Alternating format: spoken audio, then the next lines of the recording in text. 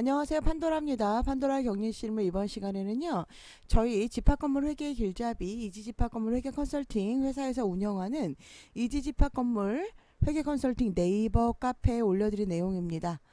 어떤 분께서 집합건물 대손 충당금 설정 방법에 대해서 좀 알고 싶다라고 이야기를 하셨어요. 사실 저도 어쩔 수 없이 이제 공부를 해요. 집합건물 공부를 하고 공동주택 회계 공부를 하죠. 그런데 집합건물은요, 공동주택은 이걸 만들 때 자체에, 이걸 아예 만들 때 자체에 기업 회계 기준보다는 현실에 맞추어서 많이 만들었다고 하더라고요. 그러다 보니까 좀 그 부분이 또 문제화 하시는 분들도 있으셨어요. 그래서 이번에 집합건물을 만들 때는 가능한 한 원론에 맞게 만들다라고 하셨다고 제가 이야기를 들었어요. 그러다 보니까 이게 공동주택법을 저는 많이 따를 거라고 생각을 했는데, 공동주택 회계 처리를 많이 따를 거라고 생각했는데 훨씬 기업 회계 기준을 많이 따르셨다고 합니다. 그러다 보니까 저도 이 집합건물이라는 특수성 때문에 공부하기가 저도 좀 어렵더라고요. 자, 일단 대손 충당금을 설정해라라고 되어 있어요, 여러분. 회수가 어려운 경우에는 대손 충당금을 설정해라. 이게 뭐 해도 되고 안 해도 되고라기보다는 회계 처리 기준이 그렇게 명확하게 되어 있어요. 그래서 회수가 어려운 경우에는 대손 충당금을 설정을 하는데, 대손 충당금을 설정을 한다는 거는, 그러면 어쨌든 대손 충당금. 근데 저는 이게 대손 충당금이 처음에는 예전 기억이 잘 안 나요. 그래서 이게 충당금이니까 부채인가 보다라고 생각했는데, 공부하던 걸 이렇게 생각을 해보니까 이게 부채가 아니라 그 자산의 차감 계정이죠. 이거 뭐랑 비슷하냐면 감가상각 누계액이랑 비슷해요. 그래서 그냥 어려우실 땐 감가상각 누계액처럼 마이너스가 나는 계정이구나, 대변에 적어서 마이너스가 나는 자산의 차감 계정이구나 라고 생각을 하시면 돼요. 원래 일반 그 기업 회계에서는 이 대손 상각비라는 거는 관리 비용이죠, 여러분. 관리 비용. 근데 우리가 회수가 어렵다고 해서 이거를 부과할 수 있어요, 없어요? 대부분 회수가 어려운 거는 관리비잖아요, 관리비. 그죠?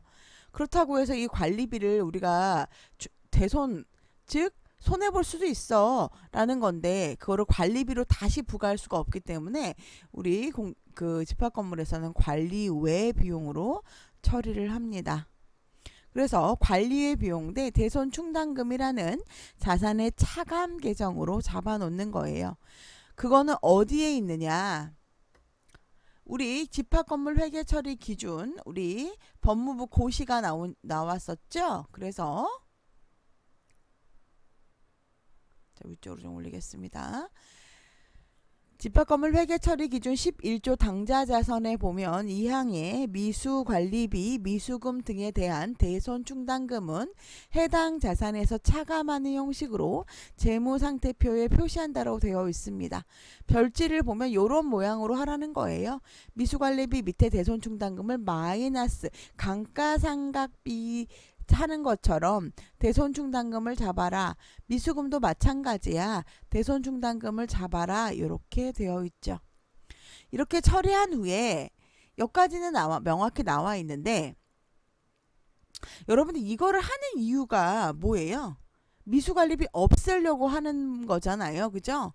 근데 미수관리비를 없애려 그러면 미수관리비라는 계정이 있어야 되는데, 위에 보면 미수관리비라는 내용이 없죠. 미수관리비라는 내용이 없잖아요, 그죠?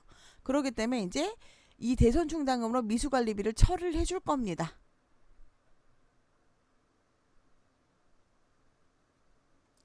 여기 대손 충당금이라는 자산의 증가와 미수관리비라는 자산의 감소 금액이 똔똔이가 되기 때문에 자산 자체는 특별히 문제가 없죠. 단지 뭐만 이제 생긴 거죠? 관리 외 비용만 발생한 거죠. 잡지출, 여러분들 흔히 아는 잡지출 잔손실만 발생하게 된 거죠. 자, 그래서 대손 충당금이라는, 이미 이거를 만들어 놨기 때문에 미수관리비로 이렇게 처리를 해준다라는 겁니다. 자, 수납상 미수관리비를 없앨 때 요거는 회계상 없앤 거죠. 그래서 이제 수납상으로 없앨 때는 미수관리비 수납 처리를 하는데 계좌를 만들어야 되잖아요, 여러분. 우리가 만약에 은행이 있다면 은행명을 그대로 사용하면 돼요. 뭐 우리은행, 하나은행. 근데 얘가 은행으로 돈이 들어오는 거예요? 아니죠. 별도의 계좌를 만들죠. 그래서 우리가 보통 뭐 관리비 예치금을 만들기도 하고 잡손실을 만들기도 하고 관리소라는 걸 만들기도 하고 그렇죠. 관리소라고 해갖고 그냥 수납 잡고 이러는 경우도 있어요. 이건 언제 써요?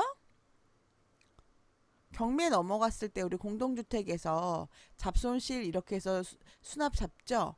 혹은 여러분들 또 언제 있어요? 언제 있죠? 우리 분리 입주단지 같은 경우에는 시행사에서 돈이 직접 들어오는 경우가 있어요. 관리비 차감할 때. 그죠? 그럴 때 그냥 관리소라는 어떤 은행 계좌를 만들어주는 경우가 있죠. 요렇게 여기 요 수납 기간 자체에다 만들어주는데 저는 그냥 이거를 대손 충당금이라는 계좌를 만들어주겠다는 얘기입니다. 여러분들 헷갈리시면 안 돼요. 이거가 무슨 회계 개정 과목인가 보다 아니에요. 수납 계좌예요.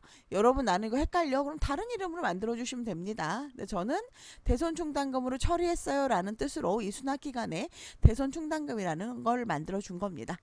요거는 지금 현재 저희 교육해 주고 계시는 우리 김정열 회계사님 교육 자료입니다. 예전에 교육 자료 했던 거라서 제가 가지고 왔고요. 미수관리비 대손충당금 여기 집합건물 회계처리 11조 당좌자산에 대손충당금에 해당 자산에 차감하는 형식으로 재무상태표에 표시한다. 회수 가능성이 현저히 하락하여 회수가 사실상 어렵다고 판단되는 시점에 대손충당금을 설정함. 예를 들어 1년 동안 회수가 되지 않는 경우 또는 야반도주한 경우 대손충당금을 설정한다. 가급적 대손충당금을 설정하지 않도록 미수관리비를 관리하는 것이 좋다. 당연하겠죠, 여러분. 그죠? 공동주택은요, 아예 대손충당금 자체를 설정하지 않습니다. 그죠? 공동주택 회계처리 구조의 채권 채무의 소멸 시기를 보면 채권 채무의 회계처리상 소멸 시기는 민법 등 관계 법령에서 정하는 소멸 시기에 따른다. 일반 채권은 10년, 관리비 채권은 3년 이런 식으로 되어 있죠. 다음 각 호의 하나에 해당하는 경우에는 소멸시효가 완성되기 전이라도 입주대표 회의의 승인을 받아 해당 채권이 소멸한 것으로 처리할 수 있다라고 되어 있습니다. 자, 여기 보시면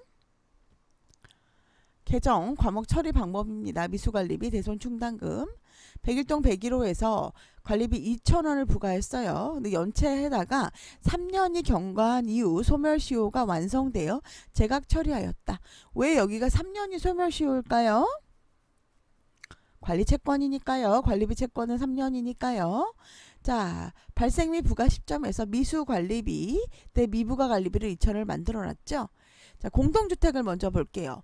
공동주택에는 2,000원이 발생을 했고 미부과 관리비 상계 처리됐습니다. 공동주택에서 아무것도 안 한다는 거죠.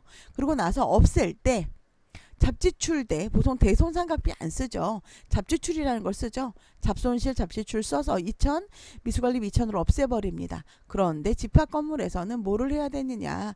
대손상각비라는 개정 과목을 만들자라는 얘기죠.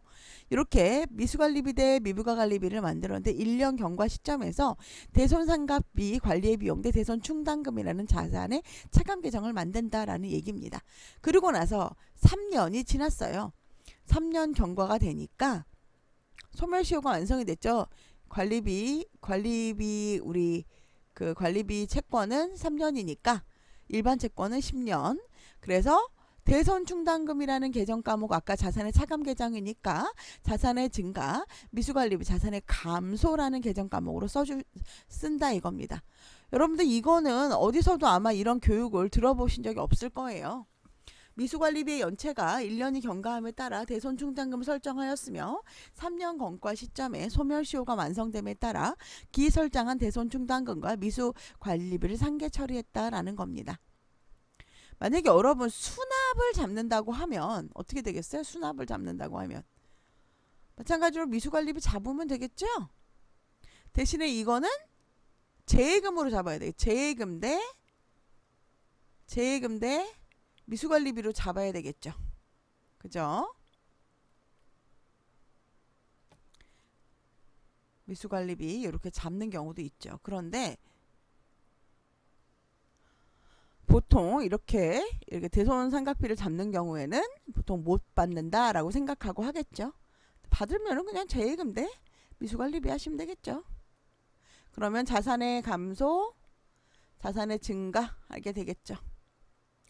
여러분 사실 저희가 이렇게 집합 건물에 대해서 저희가 이지 집합 건물 회계 컨설팅이기 때문에 뭐 당연히 집합 건물 안에는 공동주택도 있습니다. 그래서 저희가 공동주택 교육도 당연히 하고 집합 건물에 대해서 교육도 해요.